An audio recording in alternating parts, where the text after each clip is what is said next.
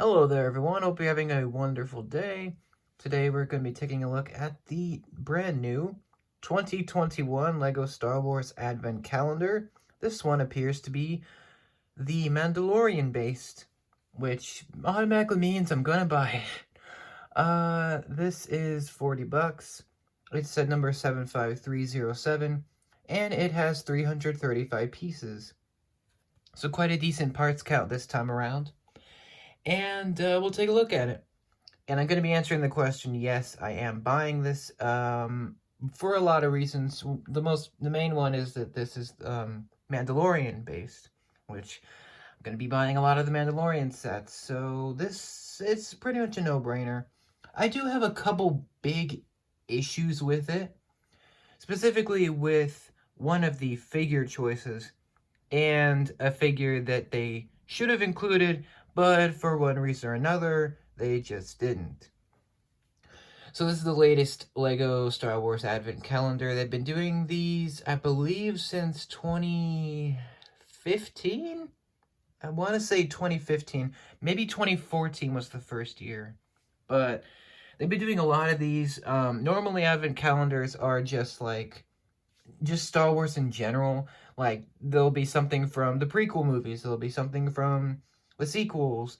There'll be something from, Rogue One or, the original trilogy. And, so on and so forth. So maybe some Clone Wars stuff.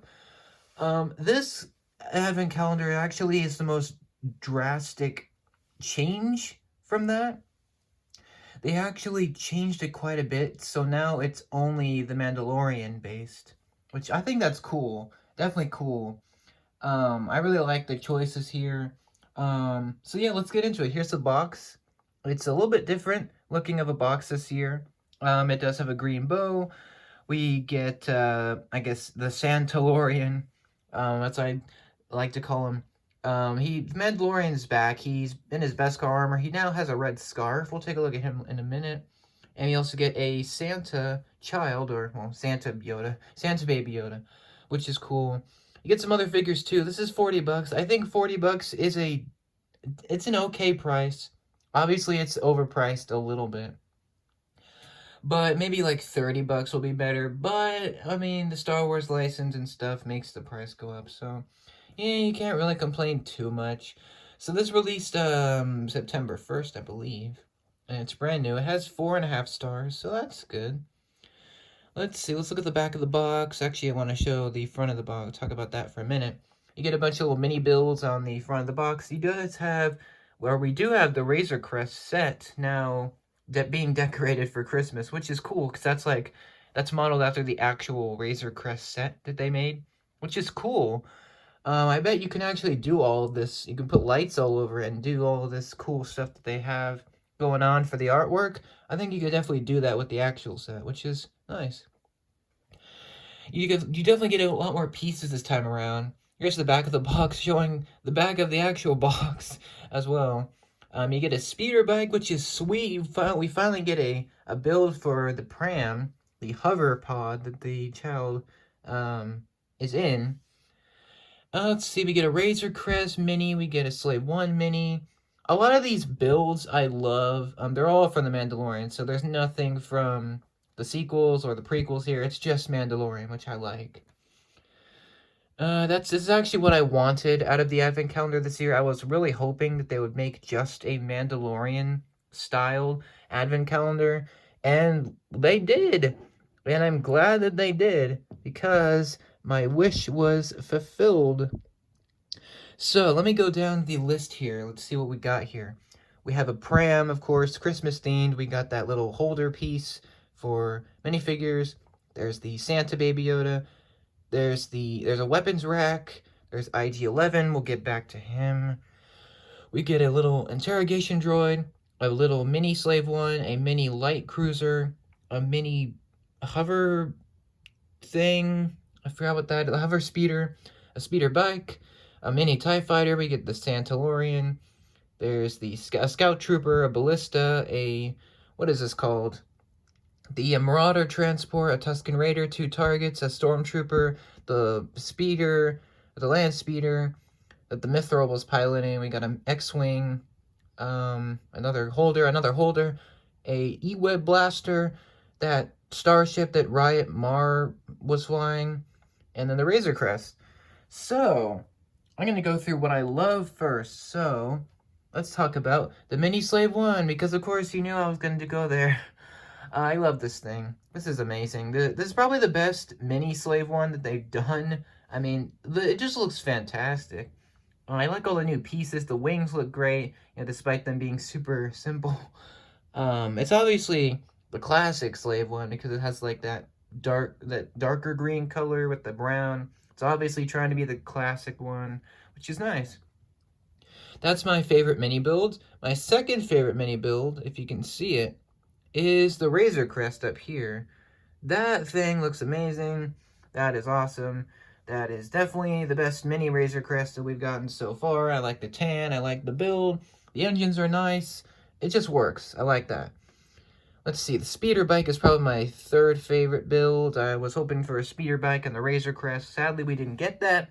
But getting this set means that I can now add a second Scout Trooper to that set as well as a speeder bike. So that's very nice.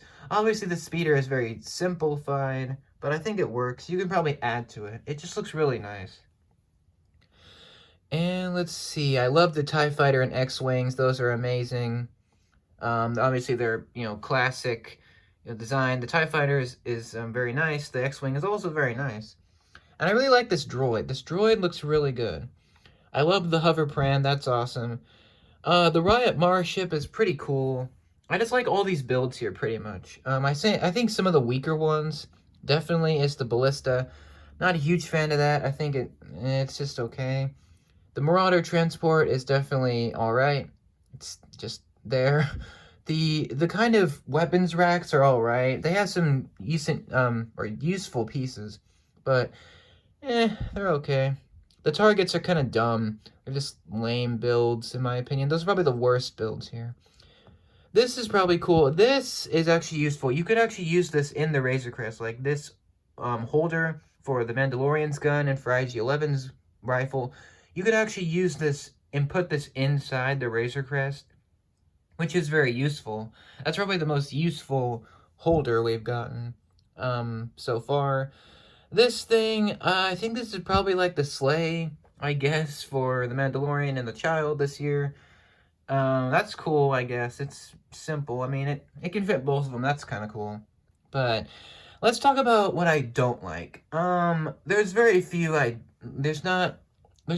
cons I have with this set in particular. The biggest one is, well, I'll talk about two of them here. The first one is IG-11. Why did we get him again? We got him in the Razor Crest. He was exclusive to that set.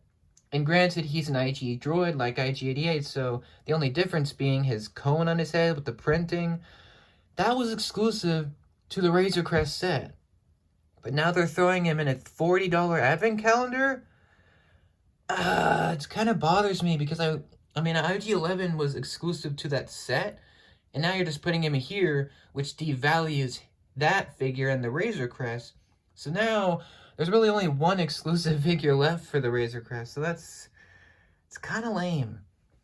I mean, I get it. A lot of people don't have $130 to spend on a set, but still, it was a nice incentive to go get that, and now he's no longer exclusive.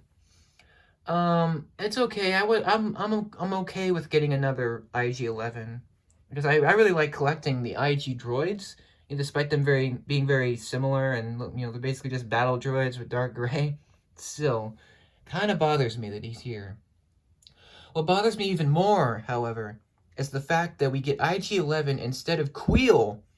Like, we still haven't gotten to Queel since the Razor Crest set. I mean, the Razor Crest, that would have been the absolute perfect set to put Queel in. And if you don't know who Queel is, he's the Ugnaught that is basically the mentor to Mando in Season 1. And to not have him here again it's just baffling. Like, we had a chance to get him in the Razor Crest. He didn't come in that set, so we waited for, some other sets, and he didn't come in the Trouble on Tatooine. And maybe it wouldn't make sense if he was in there. And now he doesn't come on the advent calendar. Instead, they throw an IG-11, which just devalues that figure. So it just kind of bothers me that he's still not included in the main set. And he's a main character. He's probably one of the most main characters in the show. And we still haven't gotten him. I mean, we have the Ugnaught, headpiece. Why not just make, slight changes to that? Make a new print and torso and legs and stuff and just put him in a set. That's not that big of a deal. Whatever. I'll stop complaining. The last thing I don't like is the Stormtrooper. The new one. This is the new helmet, which makes it look really comedically oversized. I don't like it. I don't like the new Stormtrooper helmets. I refuse to buy pretty much any set with them in it. I had the old ones from 2014. Those are they're just so much better. I mean, we all can pretty much agree that the 2014 Stormtrooper is the best version that we've had. So this one is just kind of, I mean, it'll be my first time getting the new Stormtrooper helmet, but honestly, it's okay. I could care less about it. But it's nice to get a new Stormtrooper, I guess. So that's the advent calendar. I hope you enjoyed my look at it.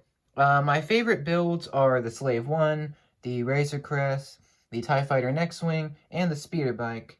And the Light Cruiser's pretty good as well. I forgot to mention that. That one's really good. I love the fact that we're getting a Santa Mandalorian and a Santa Baby Yoda. That's awesome. I hope people will buy. I hope a lot of people buy this so that we can get more, like just different advent calendars based on different movies. Like we could get, I don't know, a Revenge of the Sith advent calendar, or a Rogue One, or Empire Strikes Back, or things like that. We could get different themes of advent calendars, hopefully. But I hope you like this video. I'm probably not going to do another analysis on it just because I've said all I've said all my thoughts here. This is going to be on my list.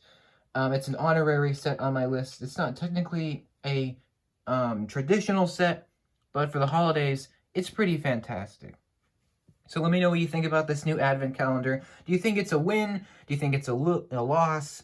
Do you think they should have, just stuck to the regular formula for an advent calendar? Or do you think this Mandalorian one is the way? Let me know.